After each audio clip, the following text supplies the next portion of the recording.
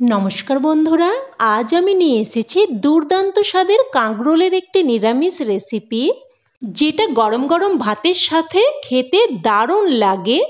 আপনারা হয়তো অনেক রকমভাবে কাঁকরোল রান্না করে খেয়েছেন, তবে আমার মতো করে এইভাবে একবার বানিয়ে দেখুন।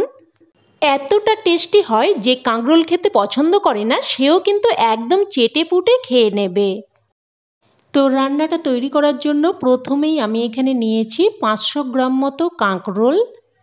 কাঁকরোলগুলোকে খুব ভালোভাবে ধুয়ে নিয়েছি, আর একদম কিন্তু ভালোভাবে ধুয়ে নিতে হবে, কারণ কাঁকরোলের খোসা কিন্তু ছাড়ানো হয় না।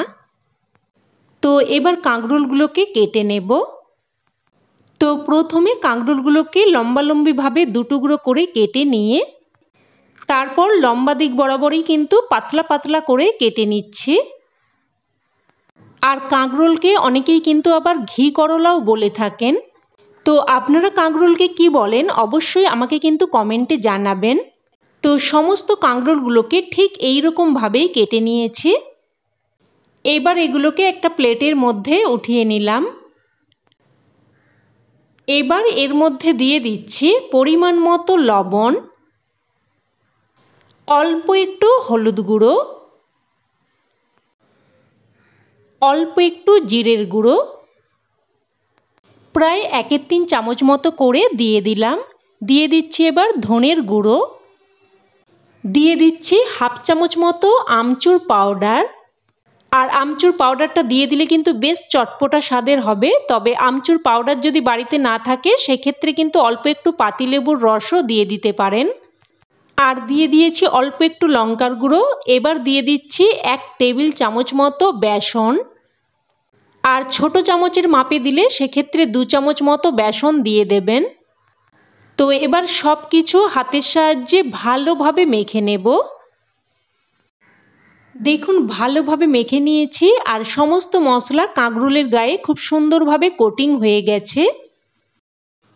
তো এগুলোকে মেখে এবার 5 মিনিট মতো এইভাবেই রেখে দেব। আর এই সময় আমি একটা মশলা তৈরি করে নেব। তো একটা পাত্রের মধ্যে নিয়ে নিলাম 1/2 চামচ মতো সাদা সর্ষে, 1/2 চামচ মতো কালো সর্ষে। 2 রকম সর্ষে মিশিয়ে দিলে রান্নার স্বাদও যেমন ভালো হয়, তেতো হওয়ার সম্ভাবনাও কিন্তু একটুও থাকে না। তো এবার এর মধ্যে দিয়ে দিয়েছি 1/2 চামচ মতো পোস্ত আর অল্প একটু আদা, আর দিয়ে দিলাম 4টে কাঁচা লঙ্কা। ঝালটা অবশ্যই আপনারা আপনাদের স্বাদ অনুযায়ী দিয়ে দেবেন। আর আদার পরিমাণটা কিন্তু অল্প একটুই দিতে হবে। এখানে কিন্তু 1/2 ইঞ্চির থেকেও কম আদা দিয়েছি। তো সমস্ত মশলা শিলেতে করে বেটে নিলাম, তবে আপনারা চাইলে কিন্তু মিক্সার গ্রাইন্ডারে করেও পেস্ট করে নিতে পারেন। এবার চলে যাব আমি মূল রান্নায়। তো গ্যাস অন করে কড়াই বসিয়ে দিয়ে দিয়েছি প্রায় 2 থেকে 3 চামচ মতো সর্ষের তেল। তেলটাকে একদম ভালোভাবে গরম করে নিয়ে তারপর এর মধ্যে মেখে রাখা কাঁকরোলগুলো দিয়ে দিলাম। কাঁকরোলগুলো দিয়ে একটু নাড়াচাড়া করে মিশিয়ে নিয়ে এবার মিডিয়াম ফ্লেমে একটা ঢাকনা দিয়ে প্রায় কিন্তু 3 থেকে 4 মিনিট মতো ভেজে নেব। আর মাঝে মধ্যে একবার করে ঢাকনা তুলে নাড়াচাড়া করে দেব। প্রায় 3-4 মিনিট ধরে ঢাকনা দিয়ে দিয়ে কাঁকরোলগুলোকে ভেজে নিয়েছি। দেখুন ঠিক এই রকম ভাবেই কিন্তু কাঁকরোলগুলোকে ভেজে নিতে হবে।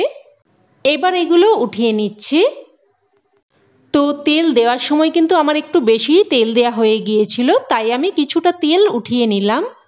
আর এই তেলটা আমি অন্য কোনো রান্নাতে ব্যবহার করে নেব। এবার ওই তেলের মধ্যেই ফোড়নে দিয়ে দিলাম 1/2 চামচ কালো জিরে আর 2টো শুকনো লঙ্কা।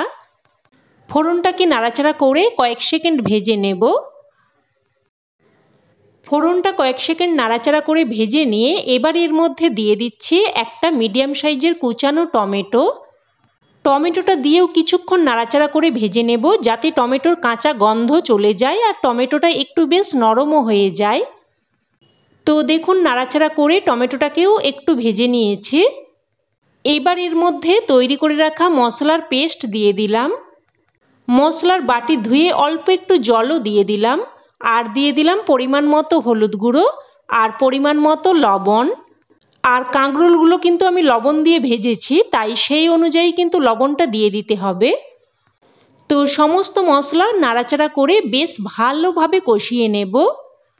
আর এই রান্নার শেষে কিন্তু আমি একটা স্পেশাল মশলা দেব, যাতে করে এই রান্নার স্বাদ কিন্তু আরও দ্বিগুণ বেড়ে যাবে। তো দেখুন মশলাটাকে কিন্তু বেশ ভালোভাবে কষিয়ে নিয়েছি। এবার এর মধ্যে দিয়ে দিলাম পরিমাণ মতো গরম জল। আর রান্নাতে সবসময় কিন্তু গরম জলই ব্যবহার করার চেষ্টা করবেন, তাতে করে রান্নার স্বাদ বজায় থাকে। তো সব কিছু নাড়াচাড়া করে মিশিয়ে নিয়ে ঝোলটাকে ফুটতে দিলাম। ঝোল ফুটে আসলে এবার এর মধ্যে ভেজে রাখা কাঁকরোলগুলো দিয়ে দিলাম। কাঁকরোলগুলো দিয়ে নাড়াচাড়া করে মিশিয়ে নিলাম। তো মিশিয়ে নিয়ে এবার একটা ঢাকনা দিয়ে মিডিয়াম ফ্লেমে আবারও কিন্তু প্রায় 4 থেকে 5 মিনিট মতো রান্না করে নেব। এবার সেই স্পেশাল মশলা তৈরি করে নেব। তো অন্যদিকের গ্যাস ওভেনে একটা অ্যালুমিনিয়ামের বাটি বসিয়ে দিয়েছি আর দিয়ে দিলাম ছোট চামচের 1 চামচ মতো রাঁধুনি। লো ফ্লেমে মশলাটাকে কিছুক্ষণ নাড়াচাড়া করে ভেজে নেব। মোটামুটি মশলা থেকে একটা সুন্দর গন্ধ বেরোতে শুরু করলেই সাথে সাথেই নামিয়ে নিতে হবে। তো মশলাটাকে নামিয়ে নিয়ে এবার এটাকেও বেটে নিচ্ছি। তো বেটে নিয়েছি। আর এদিকে কিন্তু প্রায় 4 থেকে 5 মিনিট মতো রান্না করে নিয়েছি। আর দেখে নেব এবার কাঁকরোলগুলো ভালোভাবে সেদ্ধ হয়েছে কিনা। তো দেখুন কাঁকরোলগুলো কিন্তু একদম ভালোভাবে সেদ্ধ হয়ে গেছে। এবার এর মধ্যে বেটে রাখা রাঁধুনি দিয়ে দিচ্ছি। আর মশলার বাটি ধুয়ে অল্প একটু জলও দিয়ে দিলাম। এবার দিয়ে দিচ্ছি অল্প একটু চিনি। একটু মিষ্টি দিয়ে দিলে স্বাদটা সুন্দরভাবে ব্যালেন্স হবে আর খেতেও কিন্তু খুবই ভালো লাগবে।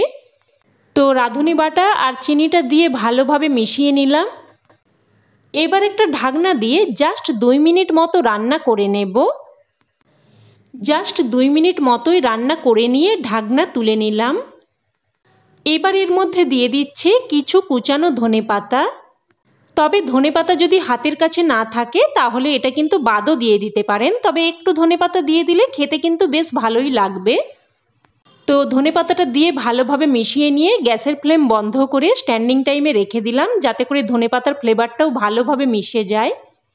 এবার এটা গরমাগরম ভাতের সাথে পরিবেশন করুন, খেতে কিন্তু জাস্ট ফাটাফাটি লাগে। অবশ্যই এইভাবে একবার বানিয়ে দেখুন, আর আমার বিশ্বাস খেয়ে আপনাদেরও খুবই ভালো লাগবে। তো বন্ধুরা, রেসিপি কেমন লাগলো অবশ্যই আমাকে কমেন্টে জানাবেন, আর ভালো লেগে থাকলে লাইক শেয়ার করতে যেন ভুলবেন না। আর চ্যানেলের নতুন বন্ধু হয়ে থাকলে চ্যানেলটি সাবস্ক্রাইব করে সাথে থাকার অনুরোধ রইল। তো আজ তাহলে এই অবধি, আবারও এইরকম নতুন কোনো রেসিপিতে দেখা হবে। ততক্ষণে সকলে ভালো থাকবেন, সুস্থ থাকবেন, আর সকলকে ধন্যবাদ।